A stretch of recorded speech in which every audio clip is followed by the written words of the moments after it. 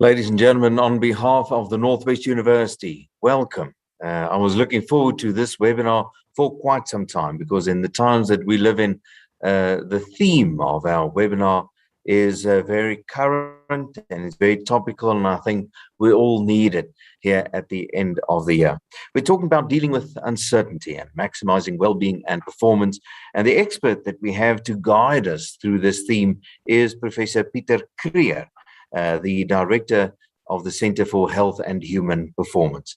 Professor Creer is, I know he's a very busy man, so luckily he's the right person to talk about maximizing performance, because I think he walks the talk. He is very busy, and I know that he is busy all around with consultations, especially quite a number of sports teams and sports organizations. I know that he's now busy with one of the Formula One teams as well. So it's great to have him here. And Prof. Pieter, thank you so much for availing yourself. We look forward to what you have to say to us today. Please take it away. Yep, thank you for the kind introduction, and everybody joining us today, thank you. It's a topic I get quite passionate about because it's very topical in the times in which we live. Probably even before COVID, it was already relevant, but more so in the last 18 to 20 months where things just took a really interesting turn. I'm going to share a few slides with you, and it will definitely not be death by PowerPoint, but just as a focal point, I want to show you a few things and do a couple of explanations to try and put this, which can be a content-heavy and challenging topic, into a slightly more understandable way. But I think getting to understand a bit of the nuts and bolts below the surface of how we respond in times like this will definitely help us to maximize well-being and performance. So ultimately, our lives consist of various aspects, but a big part of this is how we function and operate at work, but we've got life outside of that. And all of these things will get affected, unfortunately, as a result of the challenges we face. So just in a nutshell, to create a bit of context, we get to work with a fascinating range of clients. Now, we collaborate closely with our UK partners, Cognacity, and between the Center for Health and Human Performance and Cognacity, we get to deal with really interesting people. So we have a lot of clients in the elite sports domain, and we also deal with anything from students to personnel, but also in the corporate space, professional services specifically, but then a range of other interesting clients. One of the most interesting observations I've had in this time working across the spectrum of sport and specifically looking at the business space as well is it doesn't matter who you are, where you go, what you do, geographically, where you are based, language or industry that you are in, it's the same human brain we use to interpret pressure. Now, the advantage we have working in the elite sports domain is we get to test our methods constantly, because unlike the work environment where if a few things go wrong and you make a couple of mistakes, it's probably only you and your line manager will know about it.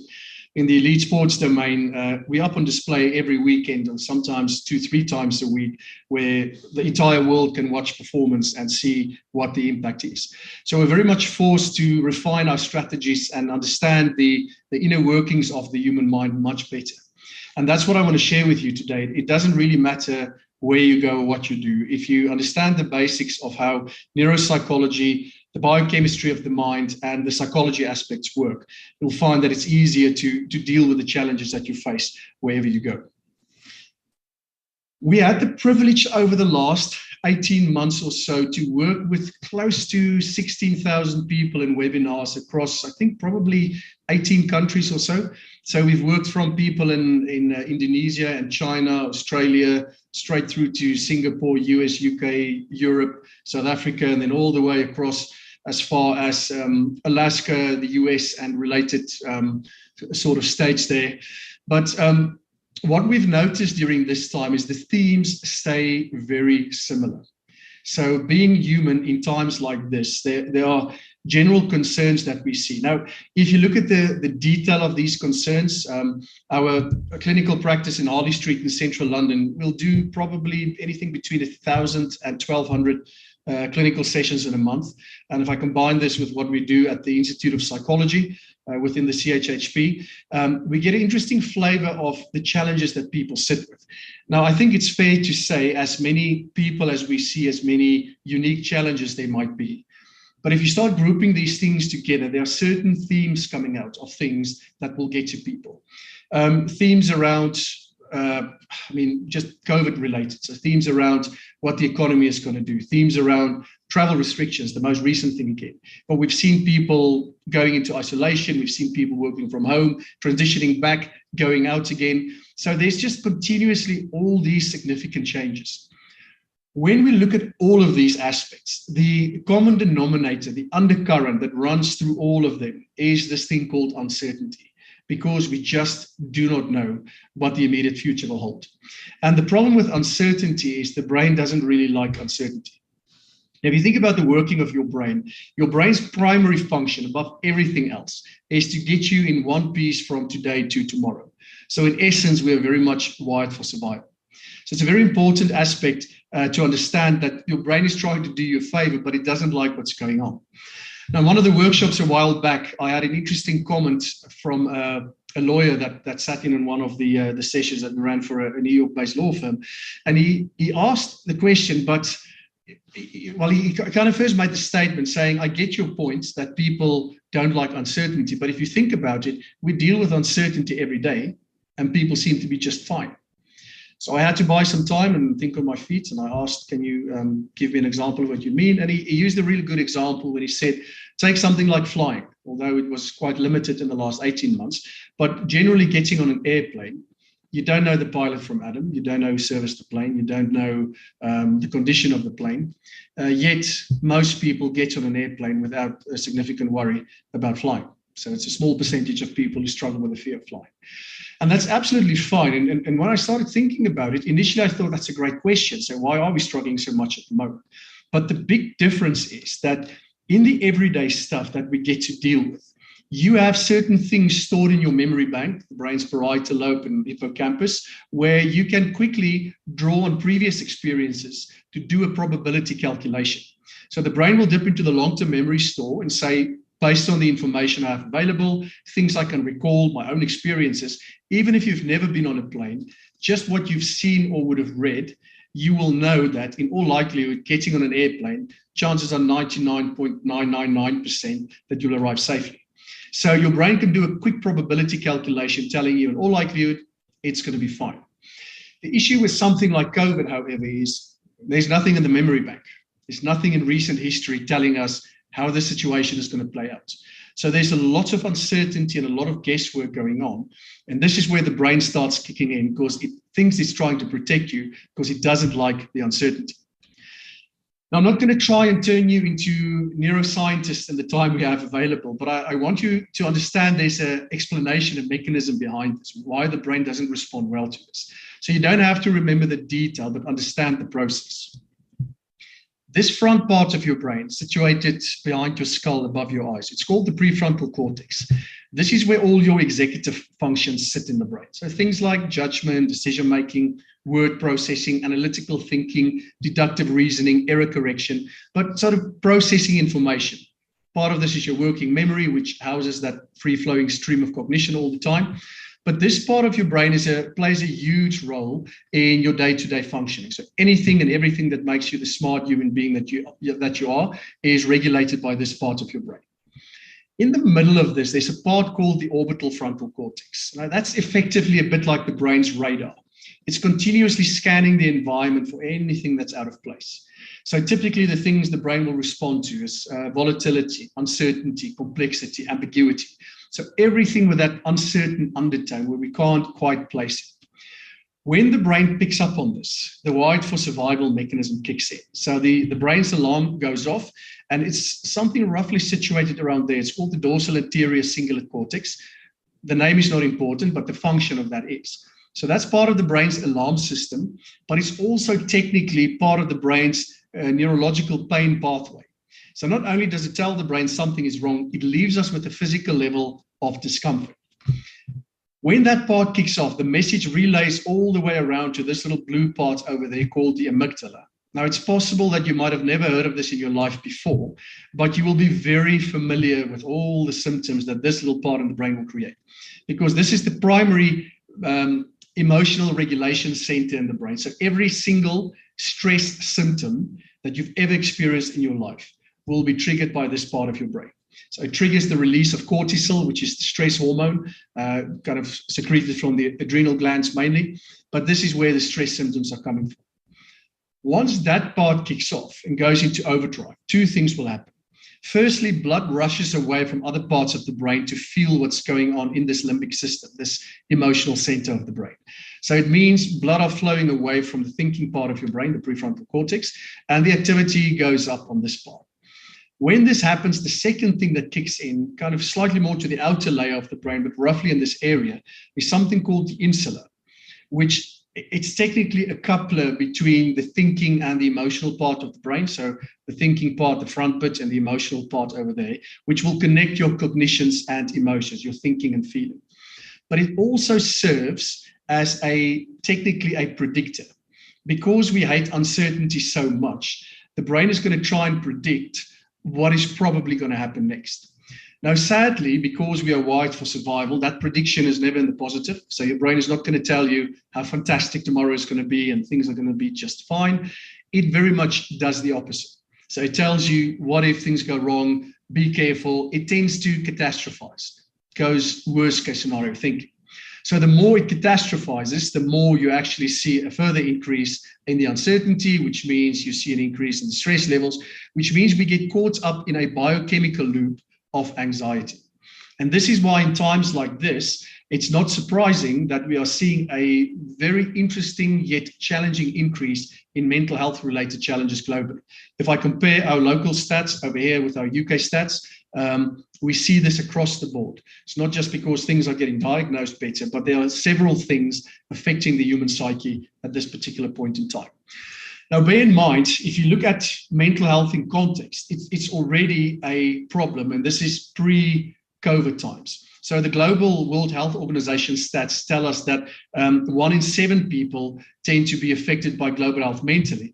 But as my people suggest here, if you look at the UK and SA stats, it seems more like 1 in 5. So closer to 20%, some stats almost say 25% of your general population will struggle with a common mental disorder during the course of an average year.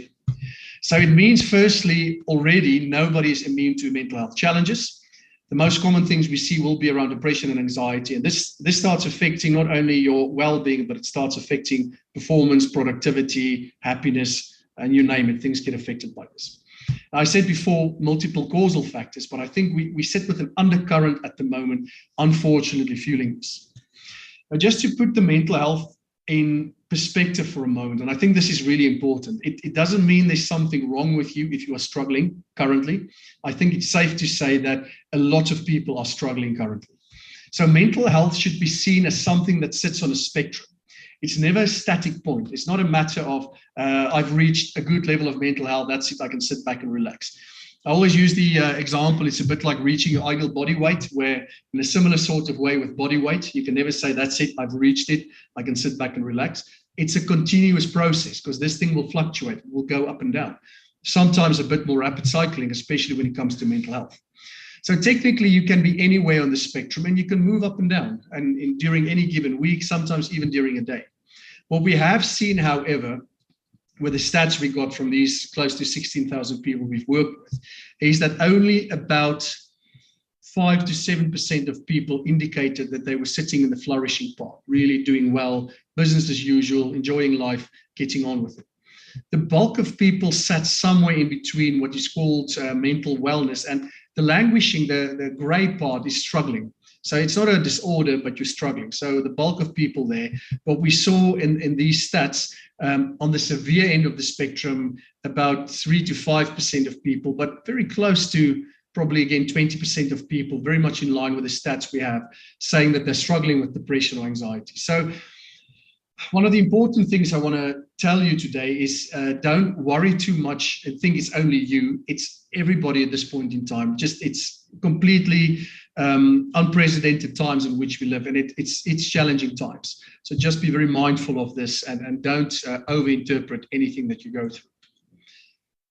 Now, when we briefly take a look at just the backdrop to this, before I leave you with a few points to consider, just to increase things like mental wellness and performance, is if you look at the times in which we operate, typically what we would have done, especially during the lockdown period, it didn't matter in which country, we saw similar themes coming up. There were significant changes in how we physically operated. So the way we worked, the way we commuted, the way we ate, the way we exercised, because suddenly working from home, the whole routine is turned upside down. Now coming back to work again for most people in this transition phase back, we find a situation where you need to adjust the routines again after you just managed to get something in there. But it played a huge role in how we dealt with stress. I found that decision from the government in the initial lockdown to say no exercise outside was the craziest thing, because that's one of the things we know is the fresh air, the movement, getting out, that played a huge role. But the mental impact goes straight back to what we've just said. It's all about the biochemistry and the neuropsychology of what's going on. The body's already not in a good state. And the fact that then the entire set of behavioral patterns change as well made it very, very difficult for us. So on top of the pressures we usually would have experienced, all of these things got added in as well. So you can imagine now why 18, 20 months down the line, we're not in a good space. When you look at these typical symptoms that people will experience when that amygdala in the brain kicks off, when the anxiety kicks off, we see things at the extreme end. This is when people are struggling, that 3 to 5% of panic-related symptoms. So things typically as situationally increased heart rate, feeling weak or faint. In the moment, it might feel like things are about to go completely wrong. When you start getting panicky, sometimes it feels like your chest is closing up, you can't breathe. Feeling sweaty, having chills, chest pains. You can kind of get a pressing sensation on your chest, which a lot of people confuse with having a heart attack, breathing difficulties, and just mentally feeling a loss of control. But for most of us, we shift slightly to the other end of the spectrum. It's not as intense. That's 3 to 5% of people. But probably for about 60 or 70% of people, they will experience generalized anxiety symptoms. So typically things like excessive ongoing worry or tension. Doesn't matter what you do, you can't shut down your mind. The worry is continuously there somewhere in the background. Unrealistic view of problems. It seems like there's no end in sight. You can't see how you're going to find your way or fight your way through this. Feeling restless and irritable. Even when you're busy sitting working, you feel fidgety, restless, jumping around between things, you can't focus. All things at work especially that will influence performance. Muscle tension, so you typically get those golf ball size spasms in your shoulders and back and just kind of body stiffness. But even things like headaches, sweats, kind of situation, you feel sweaty, difficulty concentrating. And all of these things seem like horrible symptoms to have. I mean, if you look at this, you wouldn't wish this upon most people that you know. But unfortunately, we see this happening in a large chunk of people. If you look at the process of anxiety, it feels like horrible symptoms. But in effect, going back to the Wired for Survival principle, if you understand what happens with anxiety, it becomes significantly less threatening. The reason why this is happening is actually the body thinking that is doing you a favor. I mean, we like to use the general explanation of anxiety, or almost the definition of anxiety, saying it's a false alarm to a perceived threat. It's your body thinking is doing you a favor and is preparing you to fight or run. But in reality, there's nothing to fight or nothing to run from. It doesn't mean we don't sit with certain concerns and challenges, but the body interprets this as a imminent physical threat in the moment. Now think about it for a second. If your body is preparing you to fight or run, certain things would need to happen physiologically to prepare you to go into that state of battle. So the first thing that starts happening, your heart starts pumping harder, you get palpitations, because what it wants to do is to get blood to your muscles, to activate the muscles, to fight or run. So this is why we see with anxiety an increase in palpitations, in heart rate. The second thing that happens is blood by itself getting to the muscles won't mean much if it's not oxygen rich. So your body tries to get more oxygen in.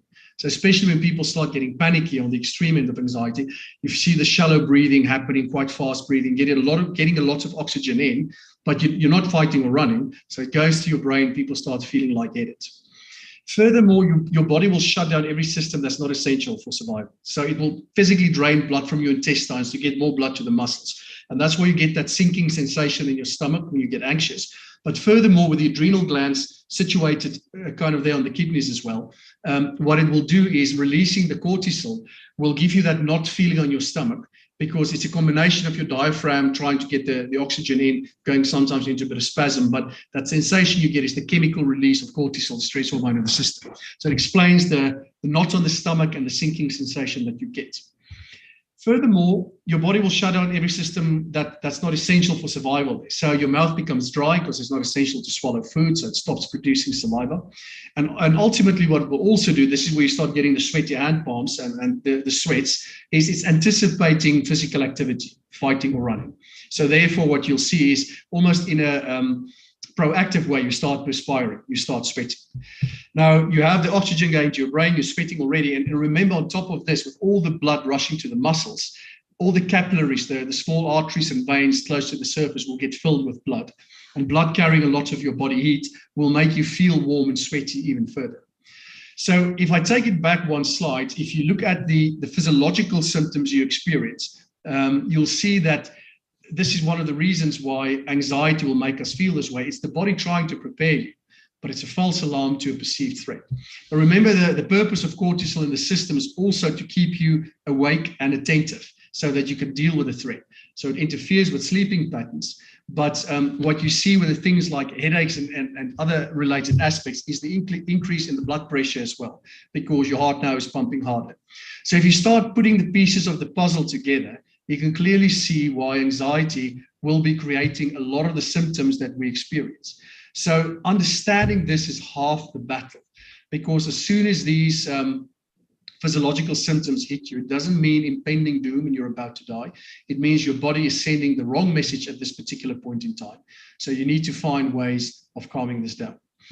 Now, the detail of how we do this is not quite for today. I want to discuss a few other aspects, but we'll go several routes, either teaching you how to change the thinking, disengage from thinking, which is called disengagement strategies, teaching you bottom-up strategies, how to physiologically calm yourself down. We do this via things like progressive muscle relaxation or breathing exercises or any related sort of physical exercises that we can do there. All of these things working cortisol out of the system and regulating what's happening in the limbic system. So there's a lot that can be done about this. That's quite customized and we individualize this. So I'm not going to give some blanket exercises for you to do today. But if you recognize this and it's a concern, there are people that can help you with this. So you don't have to suffer in silence, and also know it's not just you. A lot of people are struggling at the moment. So that's the process of anxiety. Now, bear in mind, anxiety is not something we want to take away altogether, because anxiety is a bit like the body's smoke alarm. It serves a great purpose, because there will be a time when you might need that alarm to go off. But the issue with the false alarm to the perceived threat is it's a little bit like your smoke alarm in the kitchen going off, and you immediately telling yourself, I'm about to die in a blazing inferno. The house is going to go up in flames. And no wonder if that's the case, you're going to go into a state of full-blown panic because you'd like to get out of there. But what we do when the smoke alarm goes off is you don't go into a state of panic. Hopefully, you'll walk towards that. You'll go into the kitchen and go and take a look at what's going on. And when you go into the kitchen, you might realize that somebody tried to make breakfast and they burned the toast, and that's the reason why the alarm went off. It might be that the neighbor is embracing summer and having a barbecue, some of the smoke blew in through your window and that set off the alarm. Or it might be something a little bit more challenging, like a spark on the kettle plug or a short circuit somewhere, and you just turn it off and unplug it. But it doesn't mean blazing inferno and you're about to die. So what you don't want to do is you don't want to take a cricket bat and smash that thing off the ceiling, because there might be a time when you are going to need this. But generally, the things that get to us every day, the day-to-day stuff, it's got nothing to do with survival. It's a false alarm to a perceived threat. It's your brain telling you something. But the issue with this is, if it's internal, if it starts in your thinking processes, where do you run to and what do you fight off? Now, just for the sake of interest, fear and anxiety chemically looks exactly the same, but fear is the reaction you get in the presence of an actual danger. When you go for a run and suddenly there's a big dog storming towards you from out of nowhere, or you're in the parking lot and somebody attacks you with a stick, that's fear. Anxiety is when there's no physical trigger present and it starts with the thinking process. So that part we've got a lot of control over, and you don't want to mess with the smoke alarm there, but you can't every time overreact just because the alarm is going off. So we call it the lion in the room example. I'm not going to take you through the experiment, but very often the threat is real. So it's not about positive thinking and telling yourself it doesn't matter, who cares. It's about what we call the risk-resource ratio. So what is the actual risk and what do you have available to deal with it? Because the mathematical equation we use to determine people's levels of anxiety works in the following way. Anxiety equals above the line, the actual danger or the threat. And very often there are some threatening things there. We don't want to paint over the cracks. But this is also including the overestimation of the actual danger or threat. Remember what I said about the insular, where it starts thinking what if and it catastrophizes? This is exactly what happens. Overestimates what's going on there. But this is then divided by your coping capabilities and the resources at your disposal. This part typically underestimating your ability to deal with things and what you have available to take you through the particular challenging situation. So why I say this, why this equation is a really important thing for me to highlight is when it comes to the dangers or the threats involved, sometimes these things are real, they are challenging. We don't have to overestimate them, but they are challenging. So telling yourself, well, this doesn't matter, who cares? It's not a big deal. That's nonsense. You're not going to believe that because very often it can be a big deal. It does matter and we do care. So this has got nothing to do with positive thinking where you try and convince yourself everything is fine. This has got to do with rational thinking, which tells us despite the threats and the dangers, we can actually deal with it if we focus on the correct aspects. So anybody understanding basic mathematics will know, even if you keep the number above the line the same, if you increase the number below the line, this answer must come down. And if you think about what I said earlier, the reason why we want to bring down the anxiety is once the anxiety subsides or becomes lower, blood flow will restore to the thinking part of your brain, which will allow you to apply yourself better. And this is what we need to problem solve, to deal with issues, to manage people, to focus on your work, to come up with solutions and suggestions. So biochemically, there's a reason why you do this. So it's not about painting over the cracks. It's understanding why I feel anxious and what are the things I can do about it. If you look at the aspects, if we talk about the resources and the coping strategies below the line that we want to control, this very corny saying we use a lot in elite sports psychology. We say control the controllables. Now, however corny it might be, there's a lot of truth in there. If you worry about something which you have no control over, it's a little bit like sitting in a rocking chair. It gives you something to do, but it takes you nowhere. If you sit there for an hour or for a day or for a week and you get up, you are still in the same spot. So that absolutely doesn't help. So what we want to do is look at the things we can control and focus on them, and the things we can't control, stay aware of them, but don't waste our time on them. But typical things, if you look at the non-controllables there, what the virus itself is doing, we've just seen a new variant being identified. We can't change that, well, directly, immediately anyway. The current economic climate, the fuel price just went up again. We can't control that. Does it make us anxious? Probably yes, just before December holidays as well, especially. Government decisions, how they manage things, the typical things like the lockdown states that we're in and the state of emergency and related aspects. Can't control that. Colleagues' reactions and decisions, how they tend to operate things, whether they want to get vaccinated or not, how they generally conduct themselves at work. We can't always directly control that. Obviously, we can try and influence these aspects, but other people's behavior in general. Things like the news and which things are being sold to us, and then state of the healthcare system. All things you can worry about them, you can put plans in place, but you can't directly, immediately, necessarily affect or change all of them. But if you look at the factors we do have control over, things like building your own resilience, looking at your routine, how are you operating between work and home? Are you maximizing your capacity? Are you looking after your well-being in the process? Are you being as effective as you can be in a work context? How you manage your work. So again, from a performance perspective, taking a look at typically how you structure your day, time management, related aspects to maximize things in the minimum amount of time. Focusing on the things that's important to you. Now, that's an interesting one, but an important factor, because the fact that you are anxious about something tells me that there's still something that you care about. If you cared about nothing, you wouldn't have been anxious. So take a look at what are the things that are important to you and focus on them rather than just worrying about them.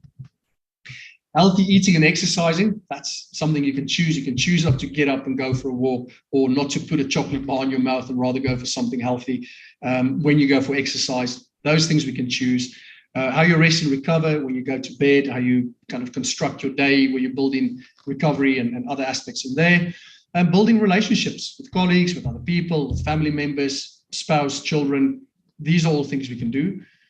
What you spend your time on, that's something we have control over, and how we tend to communicate and choose to communicate with others. These are all factors we control. So once we increase the coping resources at our disposal, you'll find that it becomes much easier to deal with that and kind of break that biochemical loop of anxiety that happens in the background as well. So these are things to definitely consider. The final thing I just want to share with you briefly is coming back to then, how do we do this? And I clearly, in the time we have available, can't unfortunately give you everything you might need, but I just want to create some interest and show you there's a method behind this. And we call this the ABC of emotions and behavior. And when I'm lecturing this to the clinical psychology students, I have a full week, I think about 40 hours, to get this concept across. So I'm going to try and do this in about 5 minutes now, just to give you an idea of what this is about. But I think once you understand the use of something like this, it will give you different ways of approaching the challenges you are facing at the moment. Now, this ABC model comes from cognitive behavior psychology, and it tells us that if you look at any problem that you are facing, you can break it down into its working parts, which makes it much easier to decide which angle you'll be taking on this. At the A level is what we call activating events. So these are the triggers. Now, in reality, life is a series of triggers. Everything you face on an ongoing basis, day by day, chronologically, is a potential trigger. Some neutral, some negative, some positive. So these typical triggers will include people, places, situations, things, anything happening can serve as a potential activating event. So it can be things from the past, so just thinking back to a situation can serve as a trigger. It can be in the moment, being in a heated conversation with someone, or it might be the typical thoughts around the future, thinking about the what ifs. Most people believe if I have a particular trigger, it will directly lead to my psychological consequences, which in psychology will always include 3 things. You cannot be without them. It's going to be about having an emotion. So you're going to feel happy, glad, bad, sad, angry, depressed, anxious, neutral, whichever emotion there might be. Neutral is still an emotion. There's going to be an accompanying behavior. If there's a camera recording, what will we be seeing? So you might see somebody overworking, or somebody withdrawing, or somebody getting a bit more animated and getting into a heated conversation. It might be somebody who chucks a couple of drinks on the problem, so doing some self-medication, but there's always going to be behavioral consequences. And then physiologically, as I mentioned earlier, it might be musculoskeletal, typical spasms in the body stiffness, but it might also include gastrointestinal symptoms. So typically things like stomach ulcers, IBS symptoms, spastic colon, or thirdly, the immune system being suppressed, where whatever health niggle is doing the rounds, you tend to pick it up. But the issue with what we see here is that if the activating event directly led to the consequence, this should have meant that everybody should have reacted the same way in the same situation. Now, we know from common sense and experience that's not true. We can put 10 people in exactly the same situation, and you will see 8, 9, 10 different reactions. So the one missing factor in this equation comes back to the beliefs, including, but not limited to, perceptions, meaning your style of thinking. So this is all regulated by the thinking part of the brain I've mentioned earlier, the prefrontal cortex. Because your working memory sits here, you've got a running stream of free-floating cognition of thoughts in your head all of the time. Now, you can call this the self-talk, or the thoughts, or the cognitions, or the stories you tell yourself, or the inner voice, or whatever label you want to slap on it. It's irrelevant. This is the way your brain is wired. So something happens, but what you tell yourself in the moment plays the biggest role in what you see from a consequence perspective.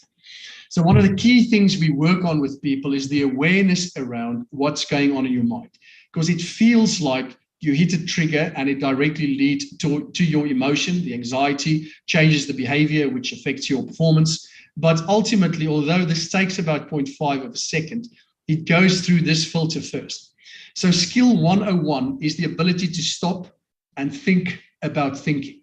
You need to realize that there's something going on in your mind, which is the key driver behind what you are experiencing. And even if you're sitting there thinking to yourself, this is nonsense, it's too simplistic, it can't work like this, it's still kind of case in point, because you're sitting there thinking, this is nonsense, it can't work, it's too simplistic, which means you're going to feel a bit more annoyed and irritable, and behaviorally you might be losing interest and doing something else.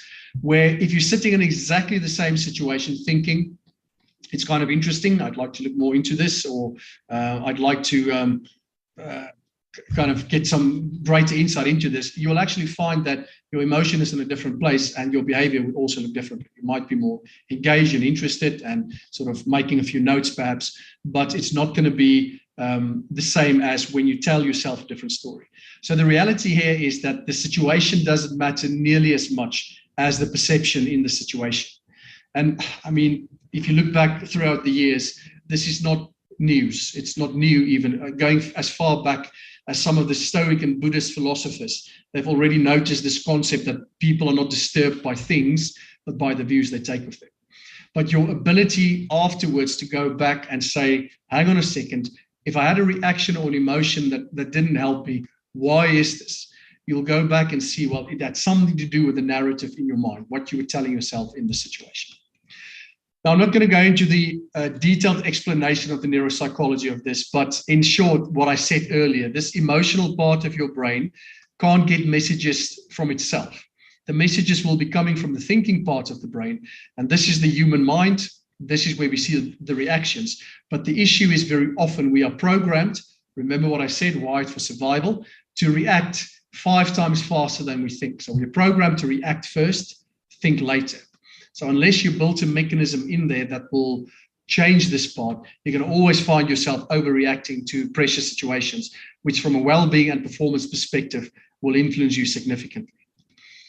The final bit, and I'm not going to spend too much time on this, is that luckily you don't have to stop and think about everything all the time, because the brain's autopilot eventually kicks in. This is where all your habits sit. So your typical habitual responses to things, preconditioned reactions that you have.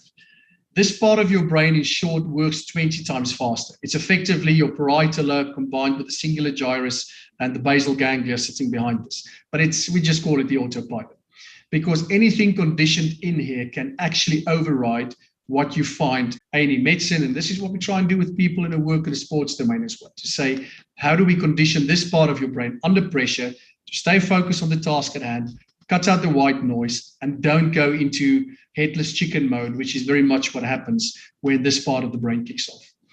So, ladies and gents, when it comes to managing your anxiety, dealing with uncertainty, maximizing well-being and performance, it's very important to understand how the body is reacting to these external triggers. So the body always tries to protect you. It's wired for survival. It thinks that it's doing you a favor. But the reality very often is it's a false alarm to a perceived threat. So I hope that the information here at least gives you some guidance and is of interest to say, when you face a problem, don't just get stuck on the problem. Try and break it down into its working parts and find an entry point to say, how do we change this? So eventually, dealing with the uncertainty, which leads to anxiety, we want to deal with the anxiety, not just leave it. And I love these 2 quotes, which I'll conclude with, that says that fear does not stop death, it stops life. And worry or anxiety does not take away tomorrow's troubles, but it will take away today's peace. So there are great reasons for us to just find ways of dealing with this. Understand that it's normal, it's a human reaction, but it doesn't mean there's not something we can do about it. So don't suffer in silence, ask for help when and where appropriate. And ultimately, there are people such as my colleagues and myself here at the Institute of Psychology and Wellbeing who can be of assistance and make sure that we help you to not only look after enhancing your performance, but eventually also, ultimately, what we're looking for is living a happy life and a happy existence. So, ladies and gents, that's as much as I can give you in the time available. If there are any questions that came through, I'm very happy to deal with it. But that is as much as I can share with you, and hopefully you can take away a couple of points from here and just help you to navigate yourself through the rest of this year and going into next year to have a slightly happier and a more productive existence. So thank you very much for your time. Prof. Peter, thank you so much for availing yourself and for that incredible presentation. I tell you, the value of it being on YouTube now is incredible, because I can think just for myself, I would like to watch it again and again and again, just to let it sink in. We don't have a lot of time left. I think, from the university side, it's wonderful to have an expert such as yourself on board. Obviously, we deal with students and people interested in your field. What would you recommend with regard to studies into your field? Should people engage in it? Is there opportunities? What would be the scope of work available in terms of different professions and so on? What's your advice for someone interested in your field? I'm obviously a little bit when it comes to this, I'll have a one-sided opinion, I guess. But I get, by the time you get your psychology degree, there's so many options you can do. So you don't have to stay. I started in private practice for a long time, and then I decided to do other things. So once you understand the working of the human mind, there's so many opportunities from a business perspective to sport to consultancy. So there's always something you can do. It is quite a challenging field to get into because you're very much dependent on master selection to become a clinical or counseling psychologist. But I think if you have an interest in the field, start reading into there's some great books out there giving you a flavor of typically what we do, and talk to people in the industry. We're always happy to engage with students and give a few talks and just individual conversations to give them a flavor of what a day in the life looks like. All professions come with their challenges as well as the enjoyments as well. So just make sure that you understand what you're letting yourself in for. But I think once you have the qualification, the sky's the limit. You can very much decide where you want to apply this, and there's always going to be room to do that. Because the reality is, whether you like it or not, everything we do in life is psychology. So having an understanding of this wherever you go in life will give you a slightly better advantage in applying yourself as well as you can. Professor Peter, thank you so much for your time, and there's only 1 month left for this year. I hope for yourself and for your family, it's a wonderful month. Thank you again for participating today. Thanks for having me here. I really appreciate it. Ladies and gentlemen, that's it for this webinar. Keep an eye out on the Northwest University's YouTube channel, as well as all the other correspondence that we send out. We have several experts at the university, and we like showcasing them to the broader audience. Thank you so much, and enjoy the rest of your day.